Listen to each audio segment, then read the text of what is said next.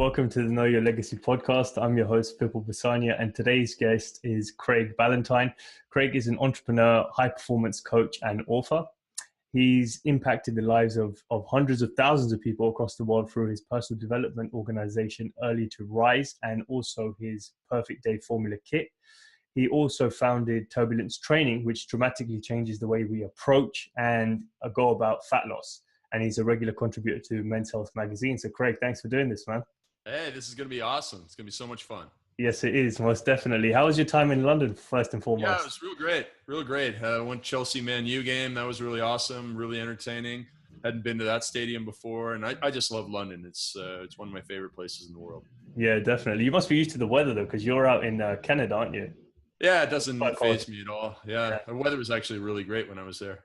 Oh, nice. Yeah. So, I mean, one of the things I actually wanted to get into was, productivity, because that's your thing. That's your forte. That's the area that you're a master in. First of all, what does it mean to be productive? Well, it means to really get done the most important stuff, because I find that a lot of people, they can really get into these perverse forms of procrastination, which are like making lists and stuff like that and thinking that they're productive, but that's not productivity.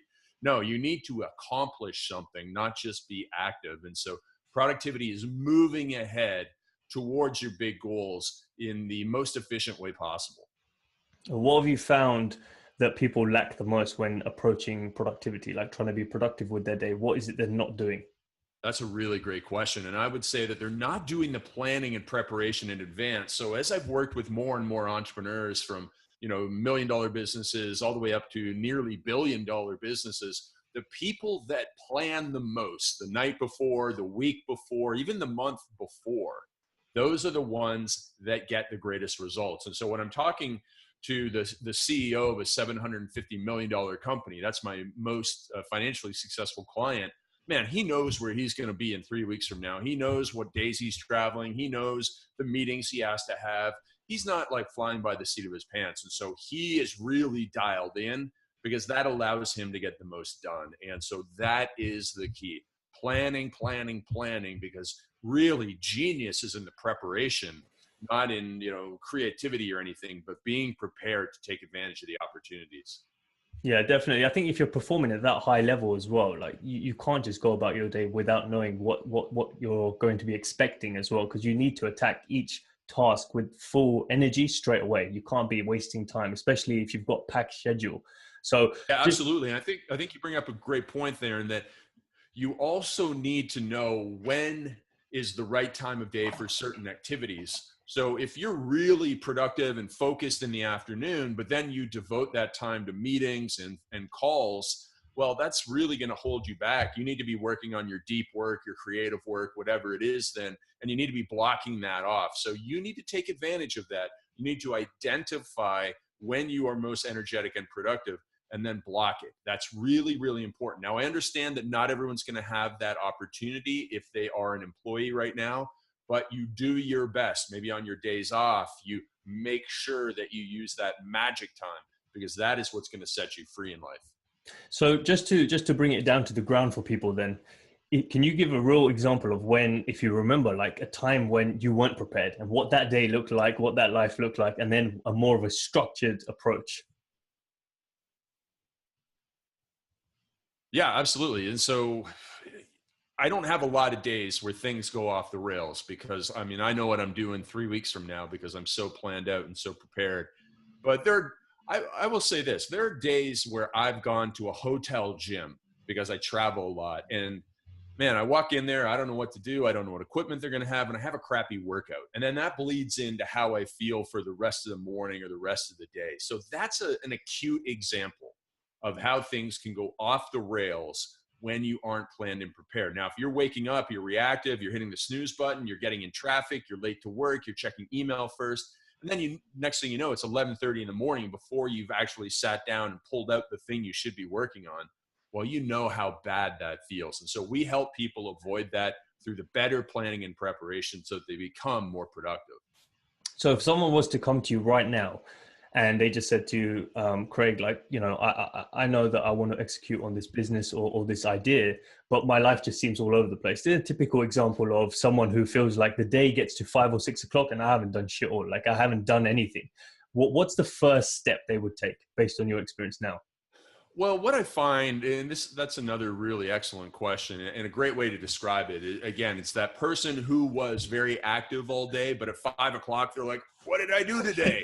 And, like it really is a terrible feeling. And I used to have that probably when I was even a little bit younger than you, or maybe around your age. And, what we got to do is we got to realize we're probably planning too much. We're probably like, I got to do 20 things tomorrow. I'm going to check off 20 things on my to-do list. And then you start doing the little things.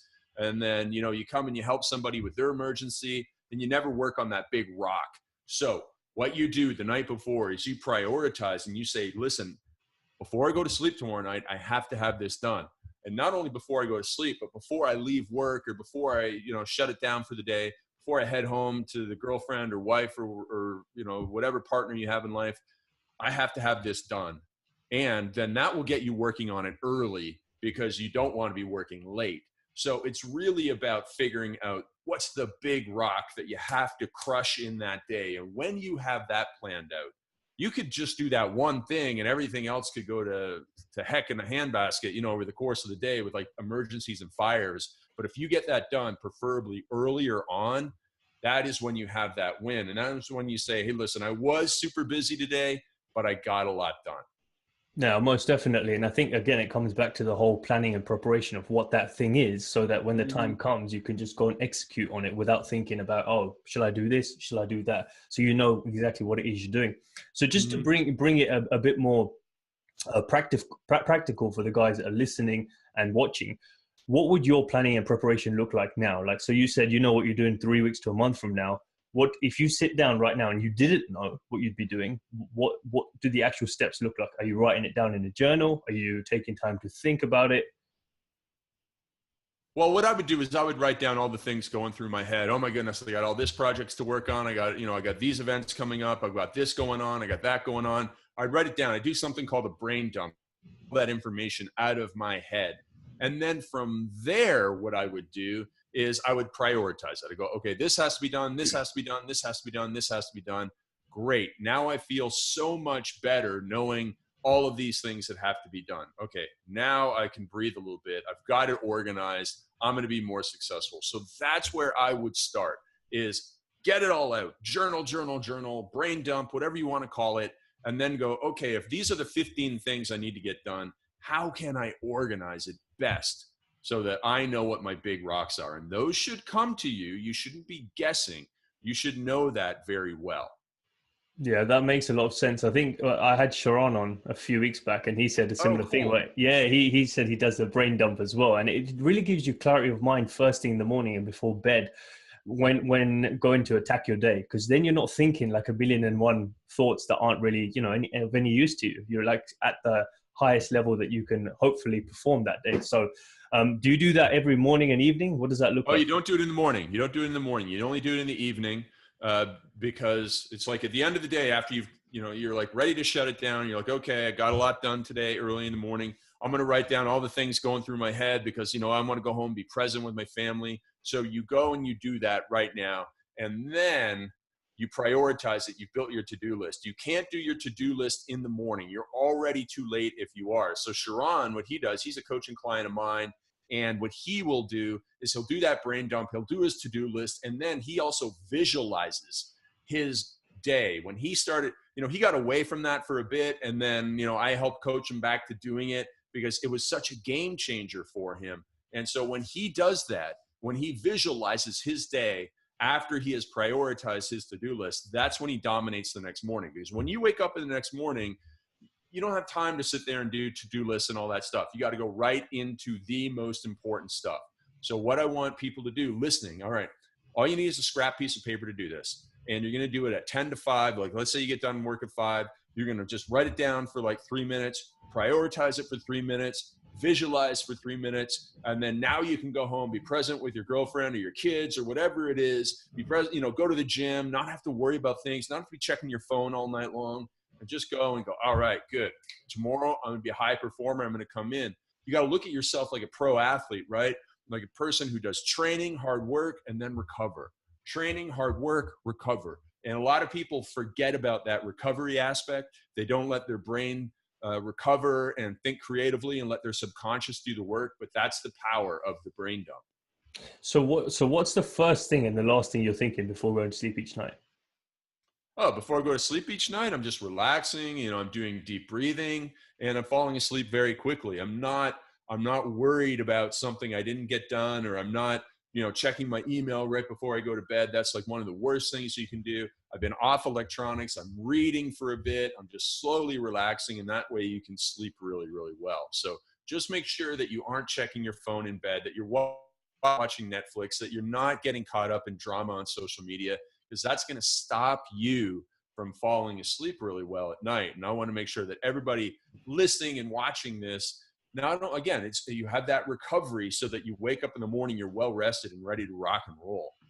Yeah, definitely. And I think then you got to take away the stigma of having to work all the way to the minute you go to sleep. Like that comes into being productive, right? Like get the meat of it done during the day, and in the evening, you're productive, but in a different way, like with your health and your mind to prepare your body for the next day, if that makes sense.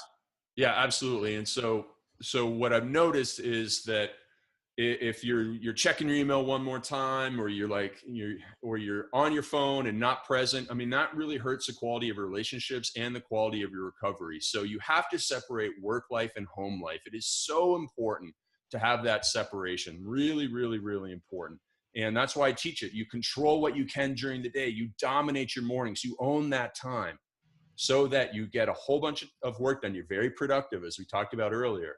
And then you're present at night with your health, hobbies, personal life, whatever it is. Definitely. No, it makes a lot of sense. And I definitely see the fruits of that as well. As you said, like it's something as simple as falling asleep better. Like when you fall asleep more easily, it's because you now let your mind relax. You're not like thinking about a million and one tasks just before bed, which usually just takes longer and then can lead to insomnia as well. Because it's just like you haven't properly prepared your mind to go into that lull of falling asleep like a baby. So yeah, it makes a lot of sense.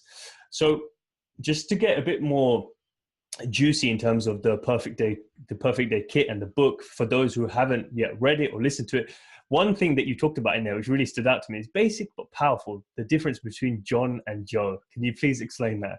Yeah, so I wrote a little story in the book about I think Joe was reactive, and Joe was that person I was talking about before. They wake up late, they hit snooze, they rush around in the morning, coffee and donut, or coffee and biscuits or whatever, and then they get in the car and they get stuck in traffic and they get to work late, and even when they get to work late, they still get into email and phone calls, and they're so reactive.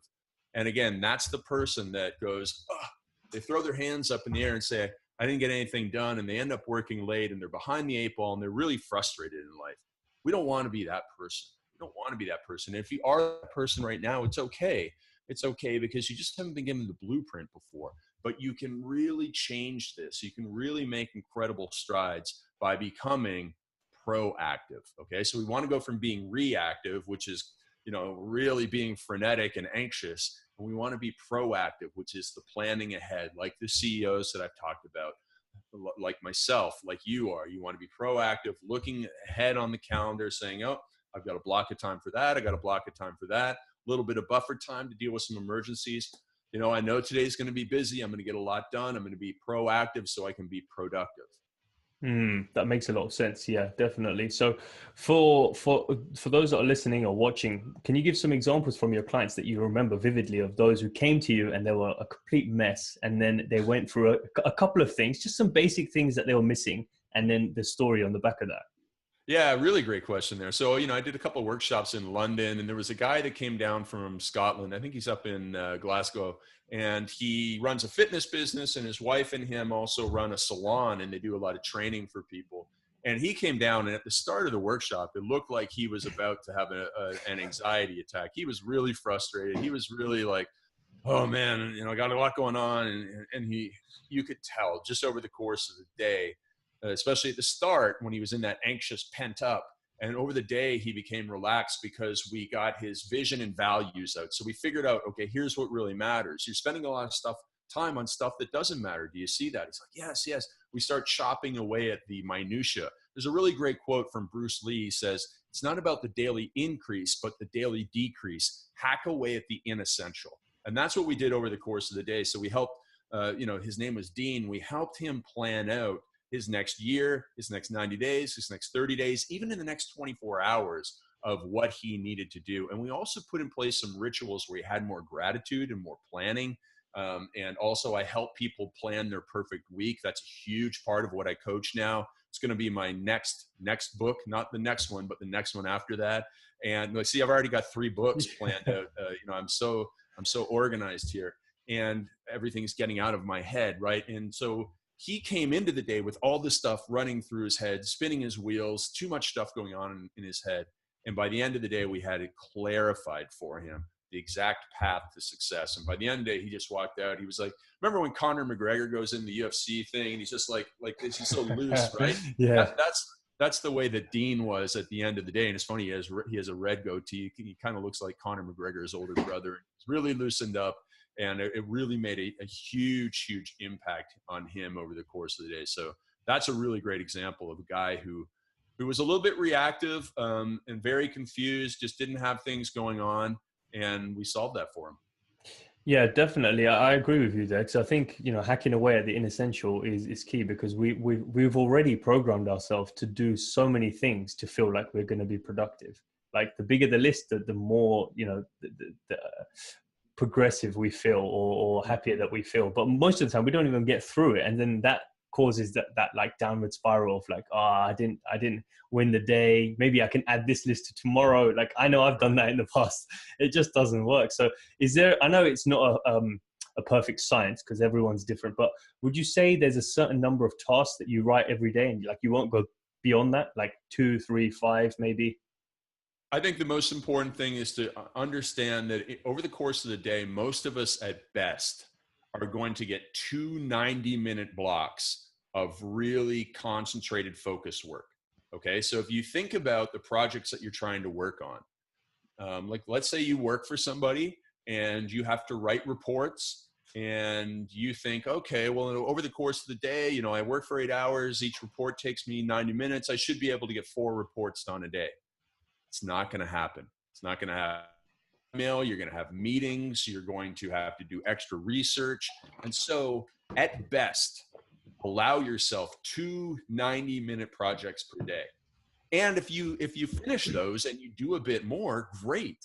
But if you say I'm going to do 4 and you only get done 2 or 1, you are going to lose motivation. You are going to be demotivated. And demotivated team members lose momentum, so they do less and less every day. And as a result of that, they become disengaged in their work. And this also goes for entrepreneurs. If you think that you can write 5 chapters of your book every day and you'll have a book done in 3 days from now, it's not going to happen. Okay. So I want you to slow down, and better to underestimate what you can achieve and dominate and over deliver than to do the opposite. So that's what I would say. I can't say how many tasks, but I can definitely say 2 blocks of 90 minutes of work during the week when you have other responsibilities is about the best you can expect.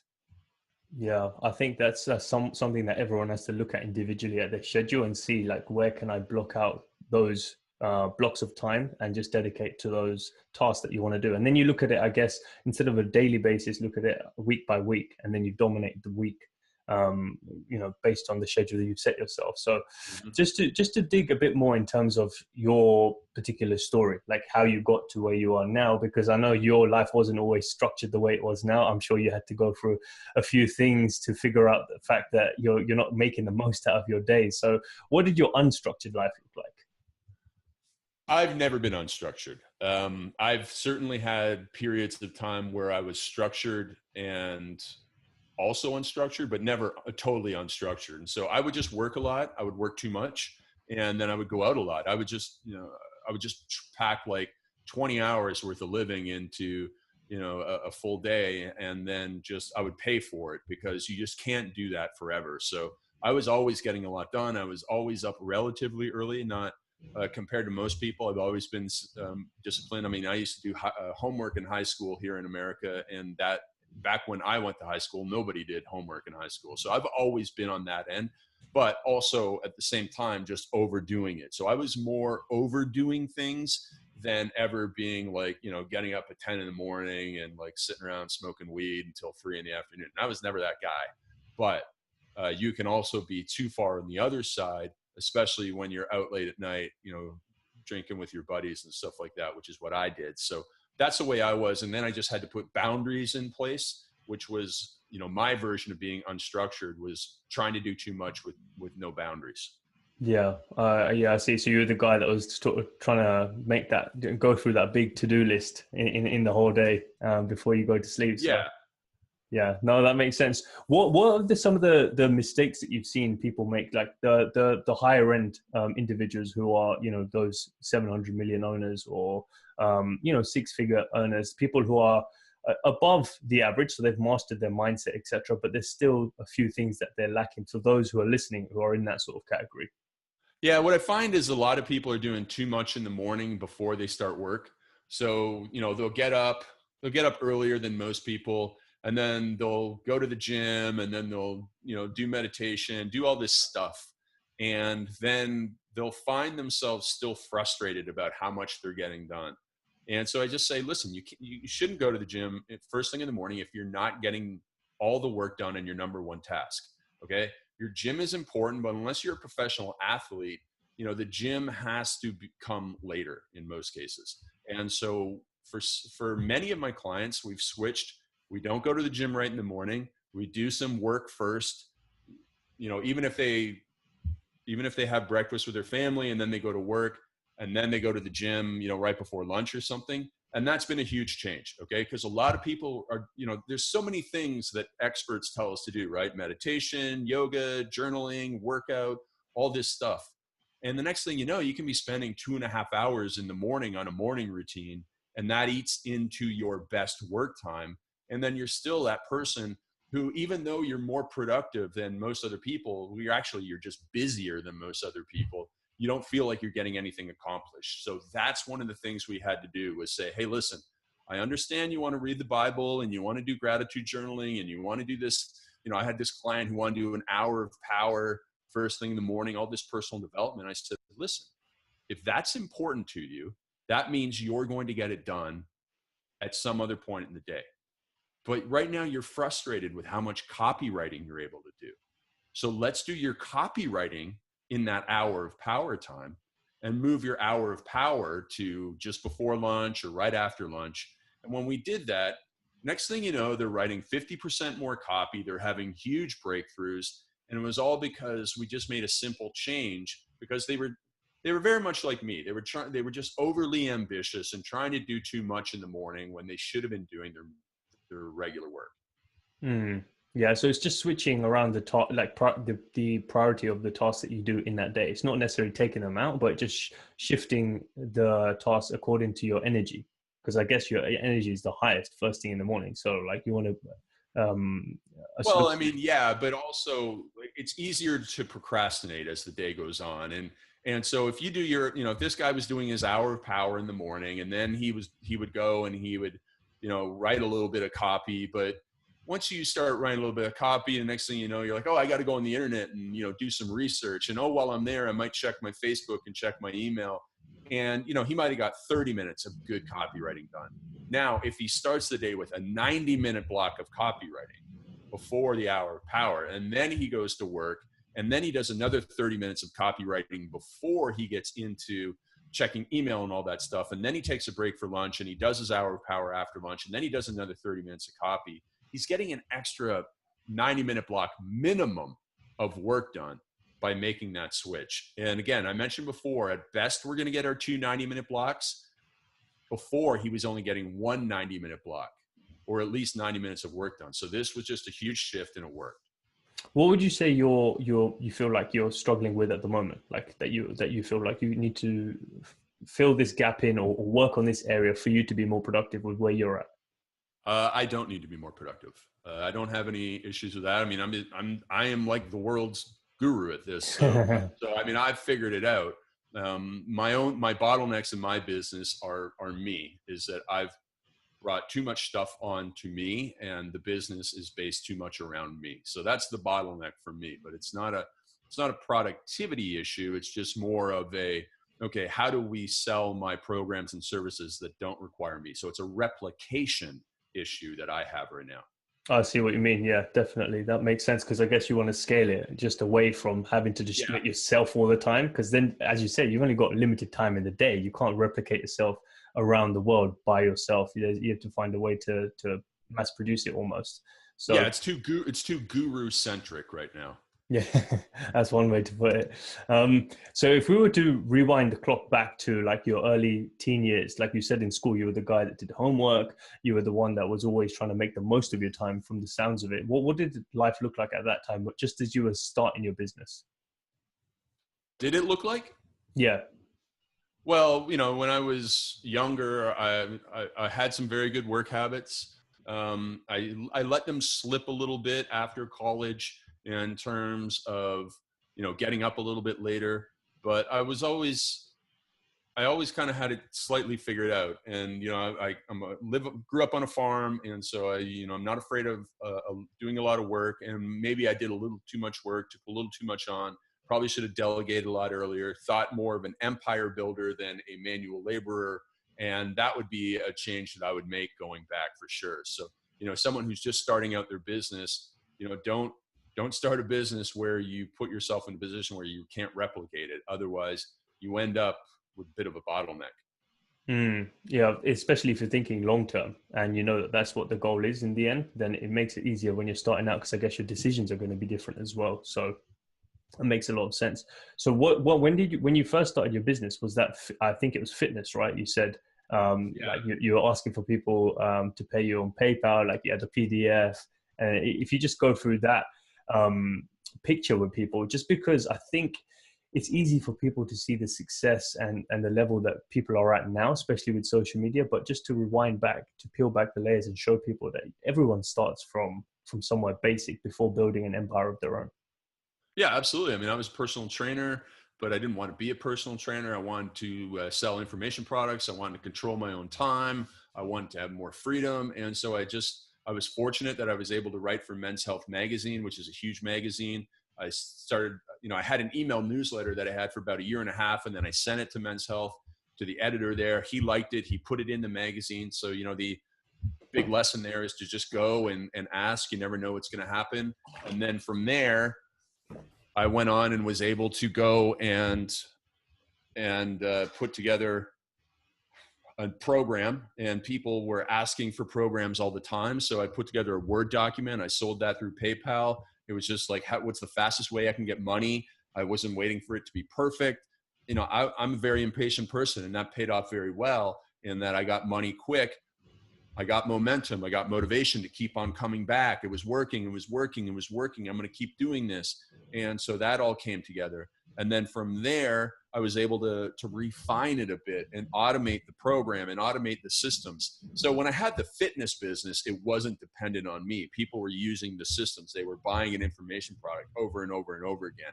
Now that I'm in business coaching, I haven't been able to do that yet, but I will. It's a solvable problem. So I'm just figuring that out now. But that's how it was. It was very rough at the start. In the technology world, they call it a minimum viable product. You got to get it out there. It's got to be something that's going to get people results. And then you ask them how to make it better. And that was the process that I went on. Yeah, so it's just starting from scratch and not waiting to take action, just putting it out there every step of the way, and then I guess letting the audience give you feedback, and then working on that, and then just continually going. You can't really wait for the perfect product. Yeah, and I'm sure that's the same way it is for you in this podcast. I mean, you just went out and started making episodes. So what episode number is this? This is, I think, episode 67. 67. Yeah. All right. Yeah. So I imagine your first 5 episodes were not as good as episodes 55 through 60, right? Yeah. 100%. Definitely. Yeah. Yeah. So, I mean, this is a great example of you going out and doing this, making dramatic improvement over time, refining it, iterations, as they call it back in the tech world. And that's what makes all the difference. Exactly. Yeah. It's just it's that quote that sticks with me. I don't know where I heard it, but it's imperfect action beats perfect inaction. Oh And yeah, I love that. I that's love yeah, that. that always sticks by me, because then it makes me feel like every time I feel I need to just do one more thing or wait another day or wait for this person, it's just like you can come up with a million and one excuses. If you just execute and do it on the day, then you'll find the next improvement you need to make the following day, and you know you're moving one step closer compared to the guy who's trying to plan everything to the T, which is going overboard sometimes, you know. Yeah, I love that. I had to write that down. That's a great one. Yeah. Yeah. So, one of the other things I wanted to actually cover with you was, I think you mentioned in the book about Epictetus, if I'm Yeah, saying his name Stoic properly. philosopher. I can't, yeah, exactly. So I'm big on philosophy as well. I love reading philosophy wherever I can. Can you just explain a little bit about why you resonate with his philosophy and what it is that you extracted from his teachings and implemented into your own life? Yeah, so it certainly helps you disassociate yourself from a lot of the emotional stuff that people get wrapped up in, you know, being worried about other people and comparing yourself to other people. And it gave me a whole lot of relief from that sort of stuff. And he talks about, you know, forgetting about the externals. You can't control the externals. You can't control if somebody else has more money than you. You can't control if they have a nicer car than you. You can't control those things. And a lot of people lose a lot of energy and emotion worrying about that. But you know what? You can't let that suck you down. You can only control what you can control. And that's why, you know, I used it for my perfect day formula, which I talk about control the morning, because you have greatest control over the morning. So I kind of took his idea of control what you can, cope with what you can't, concentrate on what counts. And I applied that to the three parts of the day: control what you can in the morning, cope with the chaos of the afternoon, and concentrate on what counts at night. So be structured and disciplined during the day, and then understand you will be free at night. He also helps you deal with a lot of the idea of loss, you know, so always think about like, hey, you know, one day something bad is going to happen and you need to be prepared for that. So that type of thinking, but also not to get attached to your car, to your clothes. You know, if you spill on your favorite jacket or something, don't be that person who gets all whiny and goes into a hissy fit about it. Just be like, okay, it's a jacket. There's a stain on it. I can do my best to improve that, but I can't go back into time. I can't change it. Getting mad doesn't make anything better. Sitting in traffic, you know, if you're in traffic, yelling doesn't make anything better. It only makes things worse for most people. Everybody gets in fights. And so if you just go, okay, we're in traffic, if you detach the emotion from it and look at things rationally, you're going to be so much better off. And that's a lot of the stuff that I took from it, and allows you to have a greater perspective on, you know, the where you are in life, and the significance of you in life, and understand that for most of us, nobody's going to remember us in 20 years after we're gone. So don't get too worried about the way things go for you. Just go and live your best life, live up to your fullest potential, and don't get so worried about what's going on. I think that's the reason I asked you that, is because I think part of what holds people back is like they're too tied up into thinking about, you know, the externals, like what other people are going to think of them, or what resources they don't have, or you know what they need to wait for in their life. And Right. it's just a keeping up with appearances, and like, you know, we all suffer from that to some extent, but I guess it's Sure. those who are willing to take action and not worry about those things so much and can detach themselves. So is that philosophy something you run through in your mind every day, or are you at a point where it's sort of ingrained and so all your actions come with confidence now? No, I would say human nature is always going to be in there, that, you know, we're wired to compare ourselves to others and feel that stress. But it is certainly something that I think about a lot. It gets me centered and grounded in that, okay, listen, like, you know, tell me the names of three Roman Empire emperors. And most people couldn't name one. You know, Julius Caesar, maybe Marcus Aurelius, you know, these were the Roman emperors, right? These were the greatest people in history at the time. And you know, 2000 years later, nobody remembers their name. So I think about that type of stuff, that, okay, listen, you know what? Yes, I want more money. Yes, I want a fancy car. Yes, I want a big house. Yes, I want all this stuff. If I have it, it doesn't actually really improve much. And if you sit there and you're thinking like, oh my goodness, that person has this or that or the other thing, if they didn't have it, it wouldn't make your life any better either. So think about it that way. And then realize like, hey, listen, what really matters is that in 100 years from now, I would say definitely in 100 years from now, unless there are those major medical breakthroughs and we can live forever, that you will be dead. And that's one of the things that the Stoics talk about, memento mori, which is, you could be dead tomorrow. And so it's like, live your life thinking like that what really matters needs your time and energy, not stuff that, you're doing just to impress others. So, more time with family, more time with friends. Now, of course, you want to have a good life and be a productive person. You want to be successful, but don't sacrifice everything, material goods, because at the end of the day, you'll probably just feel pretty lonely if that's all you have.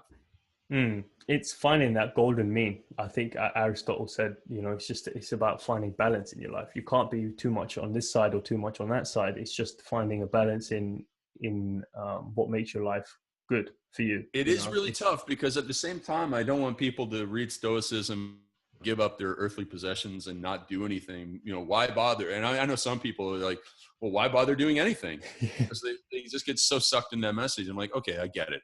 But there is joy in stoic living. There's, Stoicism is not just, no emotions or anything. It's, you want to live a great life. You want to fall in love. You're going to go through painful events.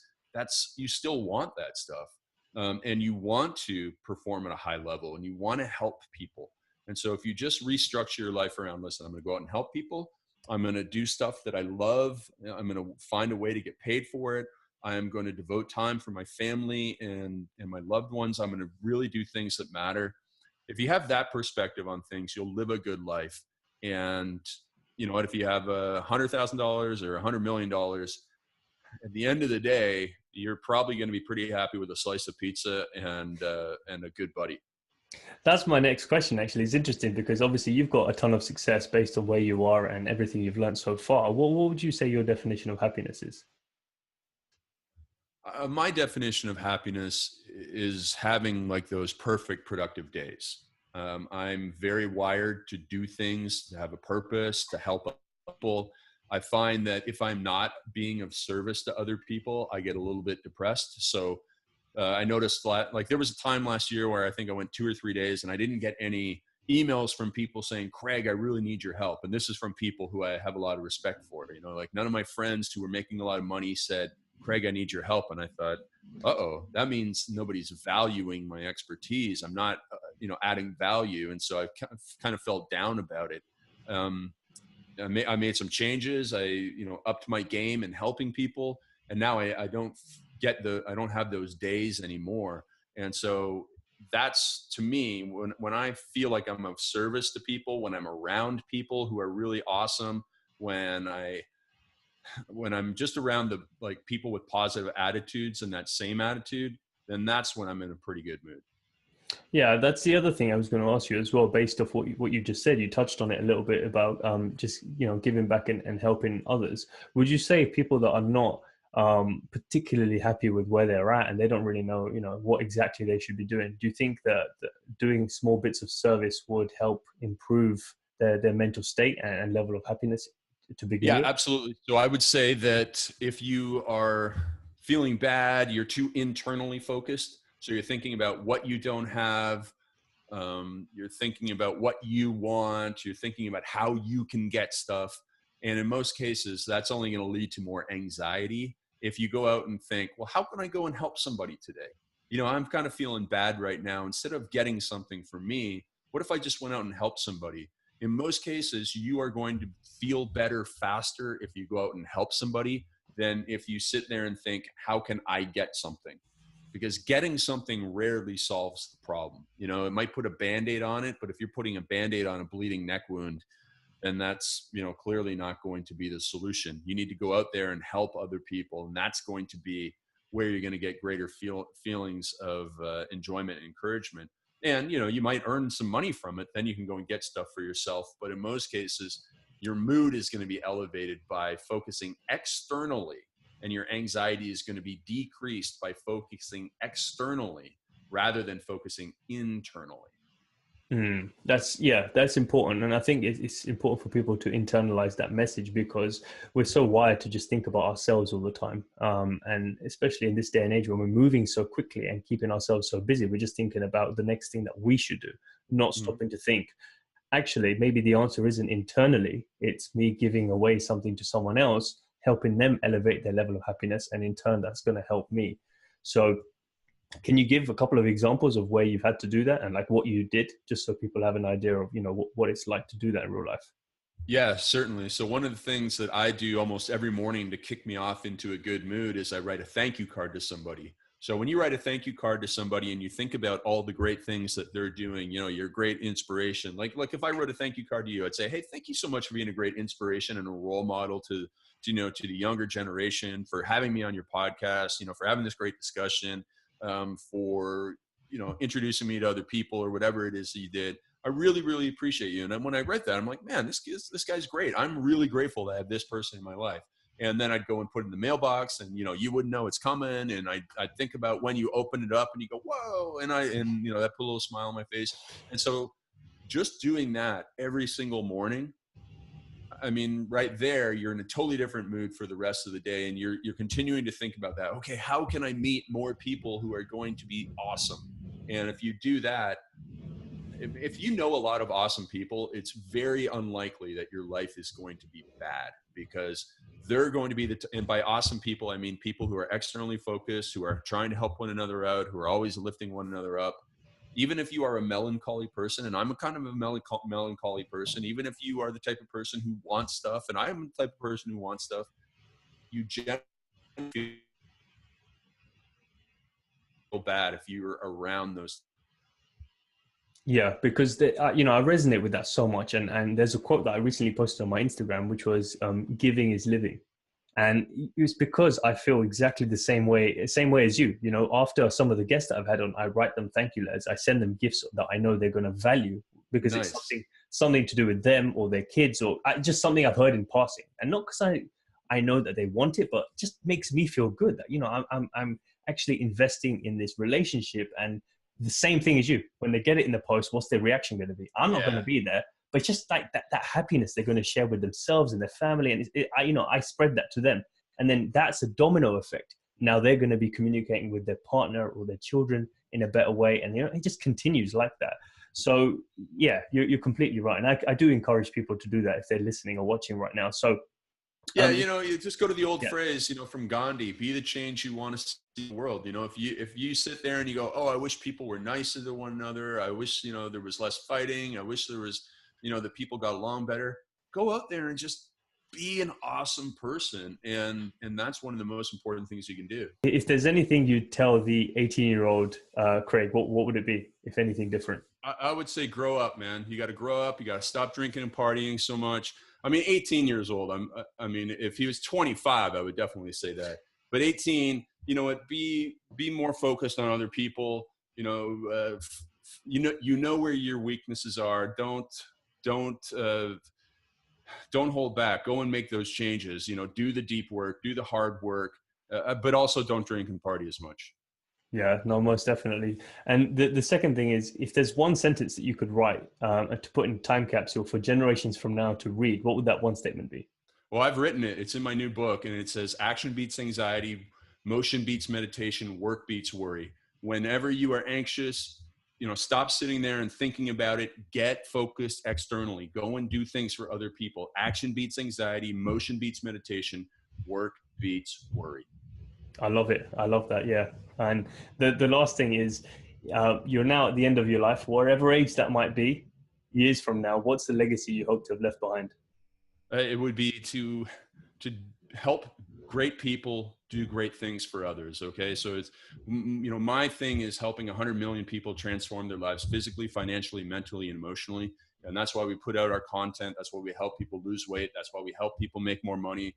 That's, why I help people reach more people. And if, every day I'm going out and doing podcasts like this, I'm putting out books, I'm giving value to the world to change other people's lives, to be the inspiration. So even if I don't personally help somebody is being helped by me, and they're going out and helping that person indirectly. All right. So that's what it's all about. I mean, just being the change that I want to see in the world. And I love what you're doing. I love how much you're helping people. You're getting thousands of people to listen to these episodes, and they're going out there and they're saying, hey, you know what? Maybe I will not drink as much tonight, so I won't be hungover tomorrow, and I will do a little bit of work on my business. And when, next year I'll drink even less, and the year after that I'll drink even less. I'll still have fun. I'll still be social. I'll learn how to be social without drinking, and I'll get up in the morning and I'll do work on my business, and life will be even better than if I got stuck in that rut of drinking all the time and only being focused on me. I'm going to focus on externally on helping other people. Exactly. It's all about balance and then just prioritizing what it is that's most important to you. So no, thank you so much for taking the time and the effort to actually share that with us. I'm excited to get this one out, and look forward to reading your next book. All right, man. I look forward to meeting you next time I'm back in London, my man. Definitely.